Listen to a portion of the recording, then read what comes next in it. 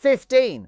That is the number of points the United States needed to end the most consequential war in the Middle East since 1973.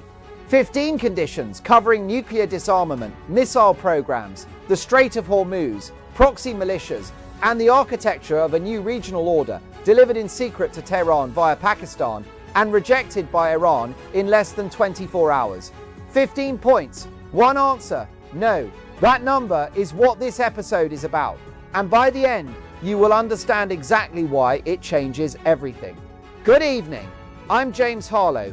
Welcome to The Right Chapter, where we connect the world's biggest events to the forces they set in motion. Here is what happened this week. On Tuesday, March 24th, the Trump administration transmitted a 15-point peace proposal to the Iranian government. The message was carried not through diplomatic back channels, but through Islamabad. Pakistani Prime Minister Shehbaz Sharif publicly announced on social media that his country stands ready to facilitate talks, tagging both President Trump and Iranian Foreign Minister Abbas Araghchi in the same post. The proposal, first reported by the New York Times and Israel's Channel 12, asked Iran to commit to never pursuing nuclear weapons, to dismantle its 3 main nuclear facilities, to surrender all enriched uranium to the International Atomic Energy Agency, to suspend ballistic missile production, to reopen the Strait of Hormuz, and to permanently cut off funding to Hezbollah, Hamas, and the Houthis. In exchange, all international sanctions on Iran would be lifted, and the United States would assist Tehran's civilian nuclear program. They'd like to make a deal, Trump told reporters. They've agreed they will never have a nuclear weapon. Less than 24 hours later, Iran's state broadcaster Press TV, citing a senior Iranian political security official, announced the rejection. The official's language was precise and deliberate. Iran will end the war when it decides to do so, and when its own conditions are met. The proposal was described as disconnected from the reality of America's failure on the battlefield. Foreign Minister Araghchi was even more direct. "We do not want a ceasefire," he said. "We want the war to end in a way that it does not repeat, on our own terms." Iran then issued 5 counter-conditions of its own: a permanent end to US and Israeli aggression, concrete guarantees preventing future attacks, full payment of war reparations, recognition of Iranian sovereignty over the Strait of Hormuz, including the right to charge tolls and issue passage permits, and a comprehensive end to the war across all fronts, including protection of all Iranian proxy groups. The Iranian embassy in South Africa posted these conditions publicly on X. There was nothing subtle about the message. White House Press Secretary Caroline Leavitt said the same morning that talks continue, they are productive. The gap between those two statements, Tehran saying the proposal is a fantasy, Washington saying talks are productive, is the most important diplomatic gap in the world right now. And to understand it, you have to go deeper than the headlines. Here is what most coverage is missing. Iran's rejection of the 15-point plan is not a negotiating tantrum. It is a carefully constructed strategic position that reflects something the Western press has been slow to acknowledge. In Tehran's calculation, Iran is not losing this war, it is surviving it. And survival against the combined military forces of the United States and Israel is itself a form of victory. The US and Israel have struck over 7,000 targets inside Iran since February 28th, according to Trump's own statements. Iran has absorbed those strikes, maintained its government, continued launching missiles and drones across the Gulf, effectively closed the Strait of Hormuz to 20% of the world's oil supply, and is now in a position to demand reparations from a nuclear superpower. From Tehran's perspective, agreeing to the American plan now, before any guarantee of non-recurrence, would be surrendering the only leverage it has. Iranian military spokesperson Lieutenant Colonel Abraham Zolfagari put it with a bluntness that deserves to be quoted directly. "The authority to issue passage permits is ours." That sentence is not a threat. It is a statement of the current geopolitical reality. The historical parallel here is the Korean War armistice negotiations of 1951 to 1953.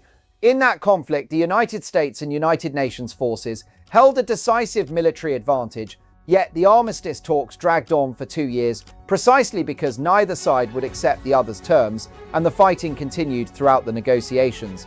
The lesson the Eisenhower administration eventually learned was that military superiority does not automatically translate into diplomatic leverage. the other side has to believe the cost of continued fighting is higher than the cost of agreement. Iran does not believe that yet, and the deployment this week of an additional 2,000 to 3,000 troops from the 82nd Airborne Division, which would bring total US ground forces in the region to 6,000 to 8,000 personnel, is Washington's attempt to change that calculation. Whether it succeeds depends on whether Tehran fears a ground invasion more than it fears signing away the strait. The opposing view, and it is worth taking seriously, holds that Iran's public rejection is theatre.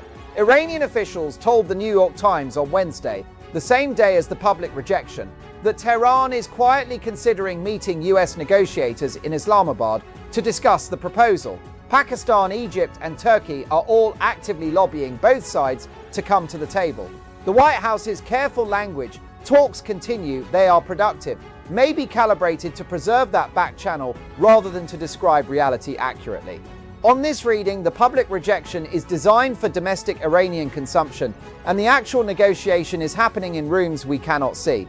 The Institute for the Study of War, in its March 23rd special report, noted that Iran's extended deadline acceptance, Trump had given Iran until March 23rd to reopen Hormuz, then quietly walked back that deadline, suggests both sides are managing the optics of talking while continuing to fight. So, who gains and who loses from this diplomatic impasse? The United States is the party under the most visible time pressure. Every additional week, the Strait of Hormuz remains effectively closed, costs the global economy in ways that reach American voters directly, at the gas pump, in airline ticket prices, in the cost of goods that move through Gulf shipping lanes. Trump's political capital depends on ending this war quickly, which is precisely why he proposed the plan in the first place. The longer the impasse holds, the more his promise to wrap this up fast looks hollow. Iran emerges from this week's exchange in a stronger position than it was in 7 days ago, for the simple reason that it has demonstrated to the world that it will not accept terms that look like unconditional surrender.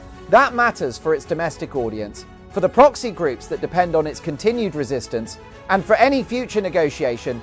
The counter-proposal, however maximalist, establishes Iran as a party with conditions rather than a defeated state accepting terms. Pakistan is the quiet winner. Islamabad has positioned itself as the indispensable intermediary, the only country trusted enough by both sides to carry the message. That diplomatic capital is worth more to Pakistan than almost any other outcome, at a moment when the country is simultaneously managing its own conflict with Afghanistan and its fraught relationship with India.